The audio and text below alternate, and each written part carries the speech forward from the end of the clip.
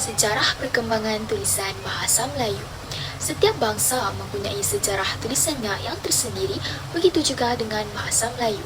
Sebelum kedatangan Islam, bangsa Melayu telah menggunakan sistem tulisan Jawi yang berasal daripada tulisan Arab, seterusnya meluas sehingga awal abad ke-20. Bahasa tersebut telah menjadi bahasa lingua franca. Sebagai satu bahasa yang telah berkembang dengan pesat, bahasa Melayu mempunyai pelbagai jenis tulisan. Oleh itu, saya akan mengulas tentang tulisan Pallava, tulisan Kawi, tulisan Jawi dan sistem ejaan Zabba. Yang pertama ialah tulisan Pallava. Tulisan Pallava berasal dari India sekitar abad ke-4 hingga ke-9 Masihi. Tulisan ini merupakan sistem tulisan pertama bagi masyarakat India yang dinamakan sebagai Vetelutu. Tulisan ini dibawa oleh Hindu semasa mereka tiba di kawasan-kawasan Melayu seperti Sriwijaya dan Palembang. Sistem tulisan ini berasaskan masyarakat India dan agama Hindu. Tulisan Pallava juga merupakan salah satu tulisan yang paling awal digunakan dalam bahasa Melayu kuno. Dengan ini, tulisan Pallava ini banyak menerima pengaruh bahasa Sanskrit dan telah digunakan sebagai bahasa pentadbiran dan ilmu pengetahuan.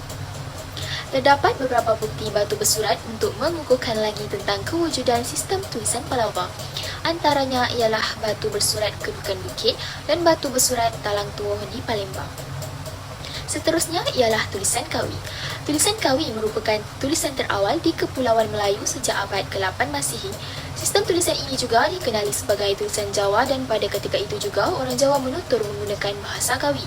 Terdapat bukti penemuan batu nisan orang Melayu yang memaparkan tulisan Kawi pada tahun 1463 dengan nama Ahmad Majnun yang terletak di Pengkalan Kempas, Sungai Ujung, Negeri Sembilan. Sistem tulisan Kawi meminjam istilah bahasa Sanskrit dan elemen-elemen Hindu, malah nama Kawi itu diambil daripada perkataan Sanskrit yang membawa maksud penyajak atau penyair yang menandakan gaya bahasa yang cantik. Tulisan Kawi ini berasal daripada huruf Vangi, iaitu huruf masyarakat Pallava yang berasal daripada Coromandel, India. Dengan menggunakan abjad-abjad Kawi, orang-orang Melayu kuno menulis di atas kulit-kulit kayu, daun-daun lontar, kepingan-kepingan logam serta pada batu bersurat. Seterusnya ialah tulisan Jawi. Tulisan Jawi telah wujud sekitar tahun 1300 Masihi di Kepulauan Nusantara. Perkembangannya berhubung kait dengan pengaruh Islam seperti penyebaran Islam dan penggunaannya dalam agama.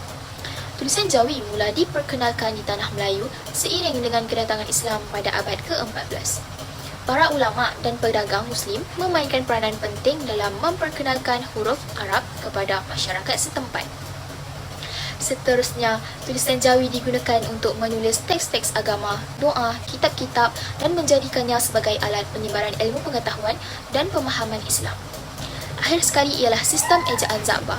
Sistem ejaan Zabba telah diperkenalkan oleh Zainal Abidin Ahmad atau dikenali sebagai Zabba pada tahun 1934. Sistem ejaan Zabba ini merupakan salah satu usaha penting dalam penyusunan ejaan bahasa Melayu. Tujuan sistem ejaan Zabba ini diwujudkan adalah kerana Zabba ingin mencipta satu sistem ejaan yang mudah dipelajari dan menggambarkan sebutan bunyi bahasa Melayu dengan lebih tepat. Sistem ejaan ini mempunyai banyak kebaikan, antaranya termasuklah dalam bidang pendidikan dan kesusasteraan Melayu yang menjadikan teks mudah untuk dibaca dan difahami. Seterusnya, kita masuk kepada perkembangan bahasa Melayu pra-merdeka dan pasca merdeka. Yang pertama ialah bahasa Melayu pra-merdeka. Bahasa Melayu pra-merdeka merujuk kepada perkembangan bahasa Melayu sebelum tanah Melayu mencapai kemerdekaan pada 31 Ogos 1957. Pejabat Karang Mengarang merupakan ilham Oti Duset setelah beliau melawat Balai Pustaka di Indonesia. Beliau berhasrat agar Balai Pustaka ini juga wujud di tanah Melayu sebagaimana di Indonesia. Pejabat Karang Mengarang ini telah ditubuhkan pada tahun 1924. Sebelum merdeka, Pejabat Karang Mengarang ini terletak di Maktab Perguruan Sultan Idris iaitu MPSI yang kini dikenali sebagai Universiti Pendidikan Sultan Idris. Tujuan Pejabat Karang Mengarang ini ditubuhkan adalah untuk mengatasi masalah kekurangan bahan bacaan bahasa Melayu di sekolah Melayu. Selain itu, pertubuhan ini berjaya menerbitkan sebanyak mungkin buku sekolah Melayu dan dapat menggalakkan penulis menghasilkan karya dalam bahasa Melayu. Seterusnya ialah Pakatan Belajar Mengajar Pengetahuan Bahasa iaitu PBMPB. PBMPB ini ditubuhkan pada tahun 1888 di Johor Bahru. Pertubuhan ini diasaskan oleh Datuk Seri Amar Diraja Abdul Rahman Anda dan Datuk Muhammad Ibrahim Munshi. Pertubuhan ini merupakan suatu perhimpunan belajar mengajar dalam pengetahuan dan peraturan bahasa Melayu seperti persoalan ejaan dan perkataan. Pertubuhan ini telah diberi gelaran diraja oleh Sultan Johor iaitu Sultan Ibrahim pada 14 April 1935 dan telah menukarkan nama pertubuhan ini kepada Pakatan Bahasa Melayu Persuratan Buku Diraja Johor (PBM-PBD). Tujuan pakatan ini ditubuhkan untuk memelihara, memperlengkap dan memodernkan bahasa Melayu. Oleh yang demikian, tugas-tugas PBM-PBD adalah untuk menyeragamkan ejaan, mencipta perkataan baharu dan memelihara ejaan Jawi. Seterusnya ialah Persaudaraan Sahabat Bina Malaysia (PASPAM). PASPAM ditubuhkan pada 7 April 1934 atas usaha Muhammad Al-Khatib dan Arifin Ishak yang bertujuan untuk membaiki kedudukan ekonomi dan sosial orang Melayu. PASPAM mendapat sambutan yang hangat daripada orang Melayu di seluruh tanah Melayu kerana organisasinya kemas dan mempunyai perlembagaan sendiri. Pertubuhan ini telah berjaya memecah semangat kenegerian dan membentuk konsep kebangsaan Melayu. PASPAM juga menubuhkan lembaga hasil pada tahun 1938 untuk menerbitkan buku-buku adat Melayu, mengadakan peraduan karang-mengarang, mengeluarkan buku tahunan PASPAM, menentukan ejaan yang tetap untuk ahli PASPAM dan mencipta perkataan Melayu baharu daripada perkataan Inggeris untuk kegunaan orang Melayu. Akhir sekali ialah Angkatan Sastrawan 50, Asas 50. Asas 50 merupakan pertubuhan sebelum merdeka yang paling besar sumbangannya kepada perancangan dan perkembangan bahasa. Asas 50 ini telah ditubuhkan pada 6 Ogos 1950. Persatuan ini dibentuk satu angkatan penulis generasi muda seperti A. Samad Said.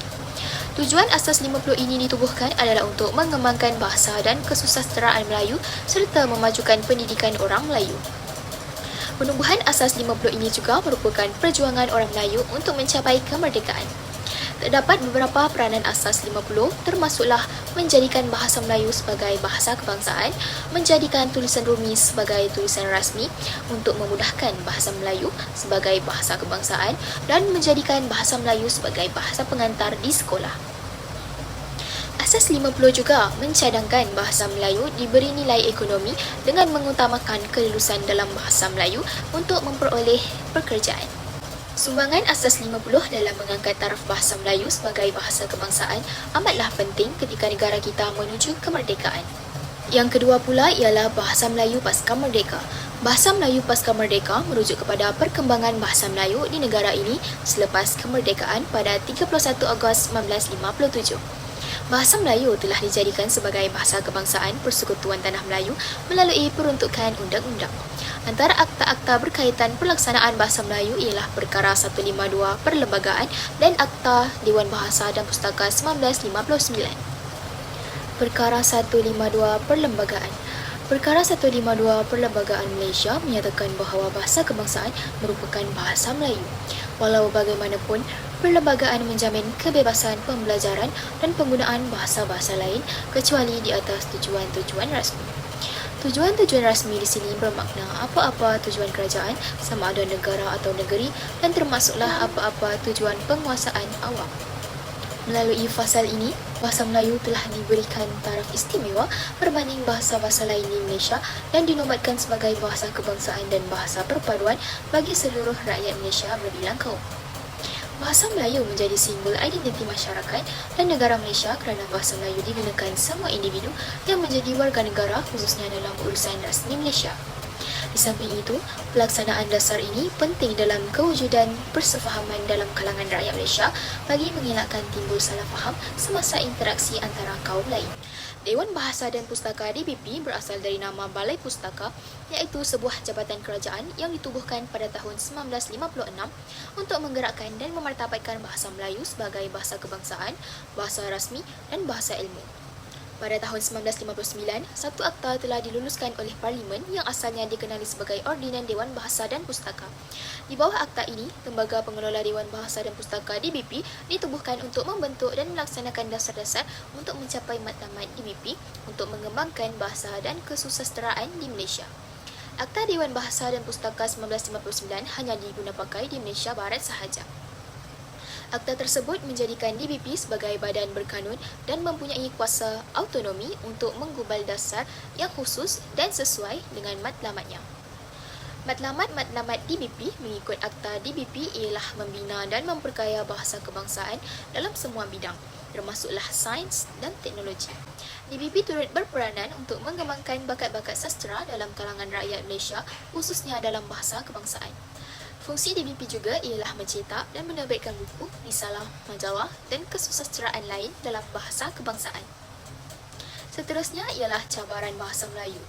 Pada masa kini, kebanggaan terhadap bahasa Melayu semakin tenggelam kerana terdapat beberapa isu dan cabaran yang perlu dihadapi. Antara cabaran yang perlu dihadapi ialah kurangnya penekanan penggunaan bahasa Melayu dalam kehidupan seharian.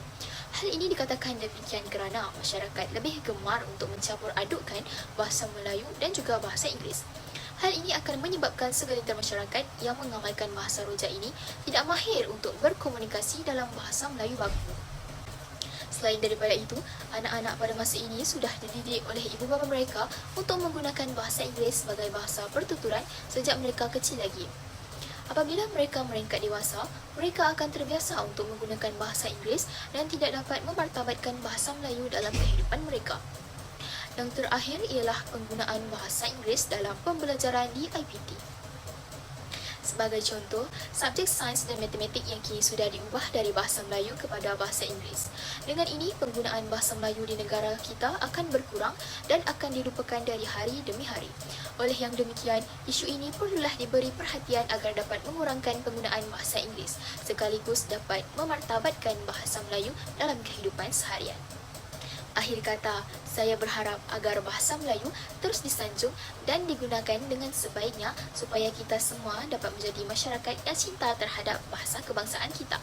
Secara tidak langsung, generasi yang akan datang juga dapat menikmati kehidupan mereka dengan menggunakan bahasa Melayu dengan betul.